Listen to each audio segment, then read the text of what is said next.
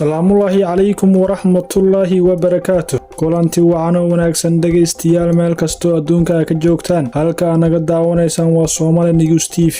awada waxaan barnaamijka ku falanqeyn doonaa haddii Allah idmo soo qabashadii madaxweynaha Venezuela Nicolas Maduro oo ay maalintii shalay ahayd gacanta ay ku dhigeen ciidanka sida gaarka ah u tababaran ee Mareykanka kuwaas oo lagu magacaabo Delta Force. howlgalka ayaa dhacay habeennimadii Jimcaha 2 January balse Trump ayaa shaaciyay subaxnimadii Sabtida 3 January in la soo qabtay madaxweynaha Venezuela. ciidamada gaarka ah ee Mareykanka Delta Force ayaa soo qabtay Nicolas Maduro iyo xaaskiisa Sayle Flores iyadoo adeegsanaya weerar degdeg ah oo dhanka hawada iyo badda ah. sababta loo soo qabtay madaxweynaha Venezuela, Mareykanka ayaa muddo dheer raadinaya Maduro. eedeymaha ugu waaweyn ee loo soo jeediyay waxaa kamid ah ka ganacsiga daroogada, waxaana lagu eedeeyay in uu hogaaminayo shabakad caalami ah oo daroogada u soo dhoofisay dalka Mareykanka. Mareykanka ayaa markii hore dul dhigay abaalmarin dhan $50 milyan ciddii keenta macluumaad ku saabsan Maduro. qabashada ayaa timid kadib doorashadii muranka dhalisay ee 2024 taas oo mucaaradka iyo beesha caalamka ay sheegeen in Maduro uu ku shubtay dhammaan codadka been abuurka ah. waa sidee xaaladda dalka Venezuela hadda? kadib qabashadii Maduro, dowladda Venezuela waxay ku dhawaaqday xaalad degdeg ah. Declan Rice oo ahayd ku-xigeenka Maduro ayaa sheegtay in ay tahay madaxweynaha ku meel gaarka ah, waxayna dalbatay in la sii daayo Maduro. wadamo ay kamid yihiin Ruushka, Iiraan, Kuuba iyo wadamo kale ayaa cambaareeyay howlgalka Mareykanka iyagoo ku tilmaamay gardarro iyo xadgudub. maxaa xigay kadib qabashadii